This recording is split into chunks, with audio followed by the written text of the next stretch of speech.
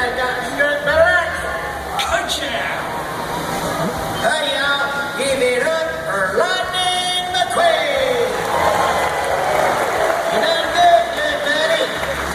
Well, it helps that I made such a good choice. In what? In my best friend. I'll see you back at Graveyard of Springs. Race you there. A race? Yeah, come. See you later.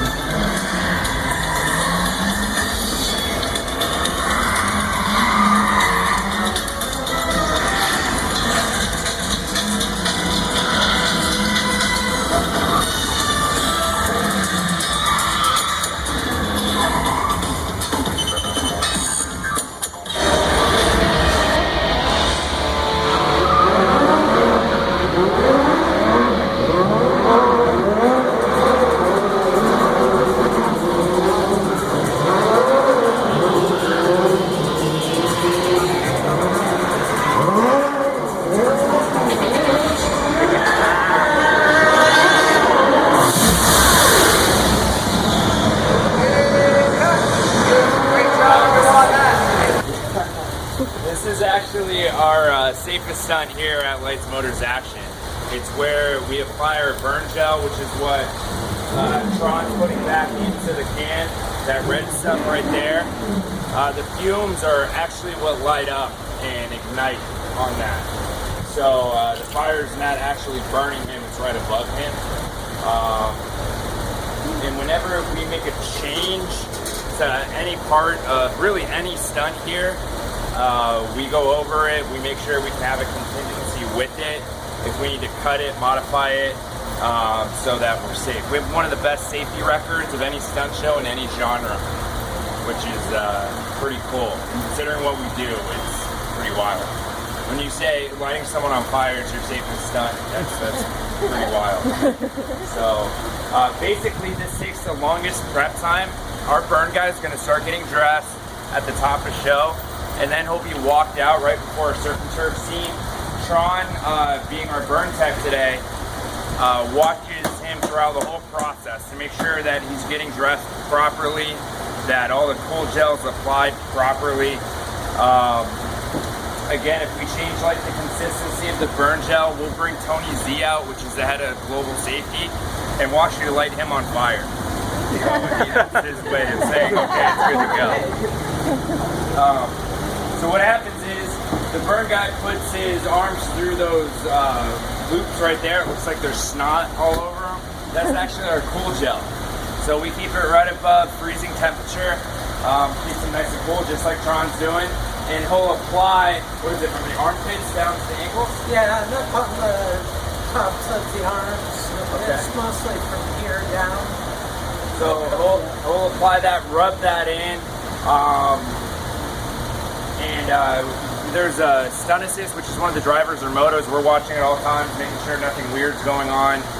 And we'll follow him out to the burn bike, which is right there. It has silicone on the side, what we call them sliders, that allows the burn guy to get his leg out from underneath the bike. Tron would seal him in with some cool gel on his helmet to make sure none of the flames get inside. But he has to take a deep breath in and hold his breath all the way out until he falls down and we open up his visor. So, what do you think? A couple breaths in there? Once we seal their mask, literally the only air that they have is in their helmet or in their suit. So, and you have to remember that these guys look like the little kid from Christmas Story, which is wearing a suit like this anyway. But their vision is actually about this small because of the mask, the helmet. So you tend to get super claustrophobic. So on top of not being able to breathe. So they literally breathe very shallow or hold their breath all through that stunt from the moment that I set them up and they depart here. How long is that?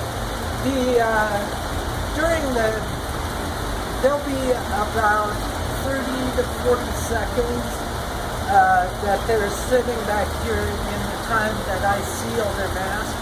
And then when you see him go around there, he already get home his breath for that time. He goes halfway across the stage and wrecks a motorcycle. So their adrenaline is already going pretty good, you can imagine. Sometimes it doesn't.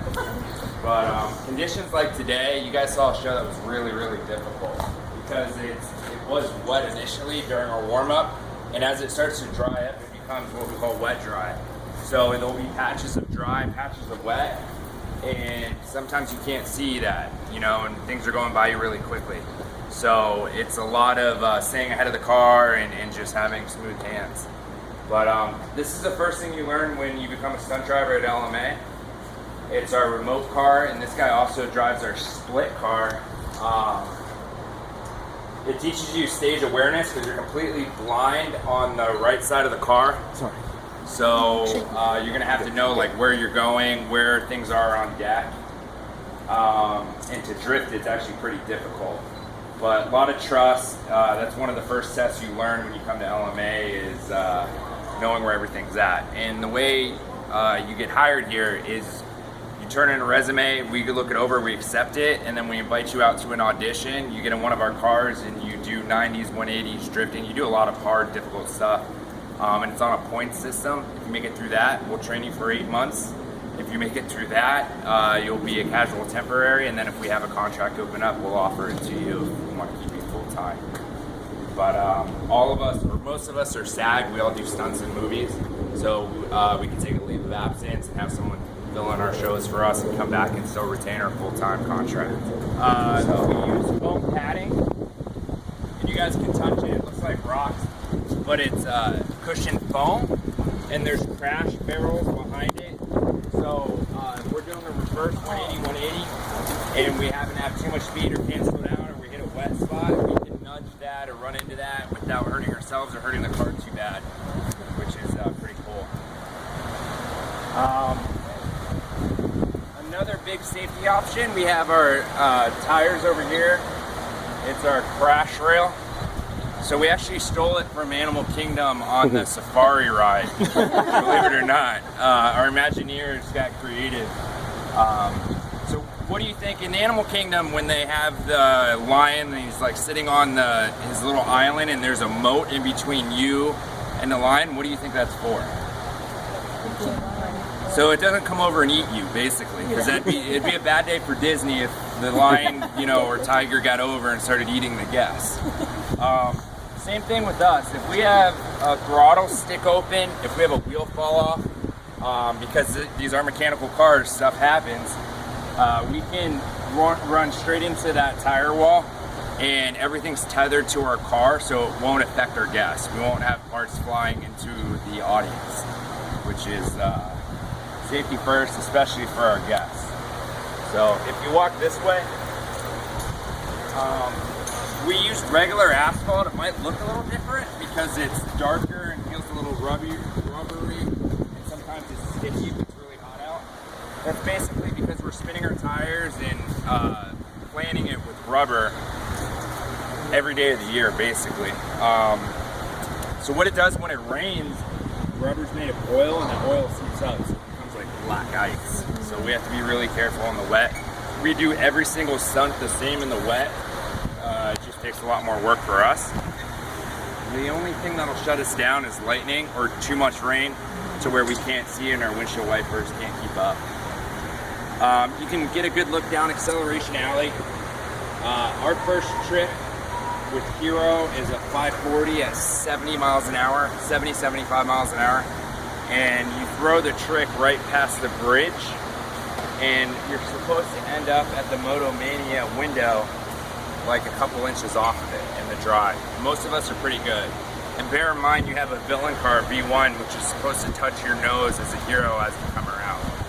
So a lot of this is a trust factor. We have to have trust in the people we're driving with, and we rotate positions every day. So today I was backup for the show caller. I was a Sun Assist 3 in the booth. So if his communication systems, his comm system dies or gets interference, I jump right in with the call. So we have a backup for almost every glass. If we're getting thrown through a plate glass window, or if a car is breaking through a window, it's really messy and takes a while to clean up. What we do here is we use plastic. This is just plastic squares that's delicately taped in. And if you look over here, there's big orange cannons, air cannons. When the Moto Hero brakes laser sensor, these air cannons puff air and blow them out. Basically what it does, it keeps the window panes from going underneath the Moto Rider's tires, which is pretty interesting. So, but if they were to fail, we could easily just have them break through it. So, any questions so far? And for the propane gas, if you look here on our trench, this is our trench, light burn guy on fire. Why do you think we were wetting down all around the trench when he came in? Yeah, think a little different. Don't think propane. For the safety of our rider, when he's sliding a bike, the friction's a lot easier on him if we wet it down a little bit. And he's using actually a sacrificial layered suit. So we'll throw away the top layer of the suit that we put our burn gel on every time he burns. But we'll wet in this box right here. All this is gonna be wet, so when he lays down the bike, it's not ripping him up immediately. And then he'll get up, we'll burn for about 11 seconds, and then we have our Hero and our reverse Hero waiting for him to go down to his knees with fire extinguishers, and that's our cue to put him out, and then open up his visor so he gets air. Now, when it gets cold, there's another element thrown into that. There's a lot of static here when it gets cold.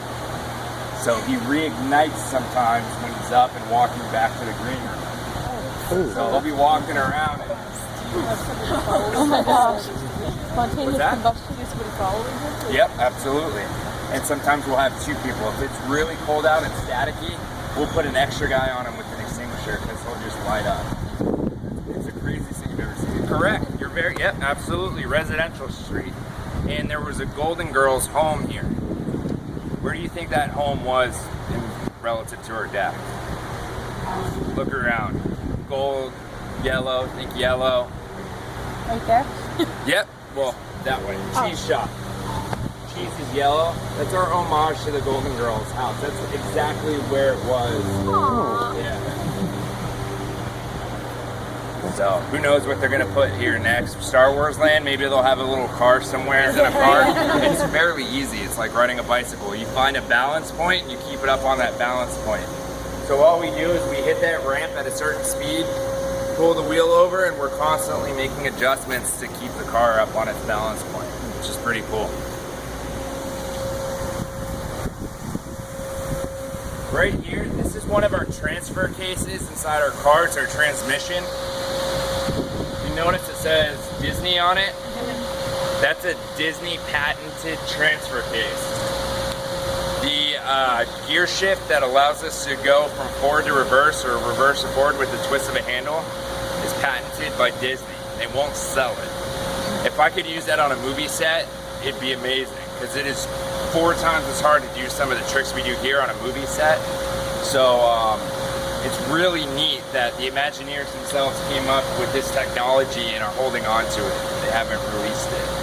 So it's very interesting. Nice little reference to Star Wars Land is coming here. Basically, you're completely blind in this car. All you look through is this little window here, because this you can't see because there's a bunch of stuff blocking your view. This right here is pointing up to the sky, so there's no point in looking out of it. And our pillars are really big, so you can't really see out of it. But if you look in the car, you can see facing out of the trunk. So what we do as a cast, we give this guy a little bit of breathing room. We call it hero immunity. If he's off his marks by a foot, we're gonna all, as villain cars, adjust our mark by a foot. So it's constantly, it's a flow. It's pretty interesting. Right here, we have our cooler. So in the middle of the show, if we get thirsty or we want to have a beer, you know, we put it in there. No, I'm kidding. What that is that's ice cold water, and it's run through a cool shirt system. So it's a bunch of veins running through a flame retardant, fireproof flame retardant shirt, and it's 140 degrees inside the car, and that keeps our core temperature cool. During summers here, you guys know, if you did the summer program, it's very, very warm. So that kind of keeps us cool. If you were to run it and not turn it off, we have a toggle where we can blast ourselves with a little bit of cold water and then turn it off. If you were to run it, it would probably last 5 minutes nonstop. All the ice would melt because our core temp's so high. So we look out for each other too. We have 2 people designated as swings for each show. If someone's feeling sick or if someone gets hurt, we have 1 or 2 people that we can throw in the show to keep the show going. Right here we have a 1.5 gallons of fuel. That's our fuel tank. We have to refill our cars after every show. Why do you think we did that? Yep, you're absolutely right. Wait, when you're jumping a car, two-wheeling a car, you want a balanced car. That's why we have mid-engines. You'll notice they're right behind the driver. Closer look at them. And they're motorcycle engines. They're lightweight. So balance is everything, especially when you're jumping into an airbag. That airbag jump is not soft by any means. It's a very violent jump. Basically, all that airbag does is just cushions the initial blow to the suspension. So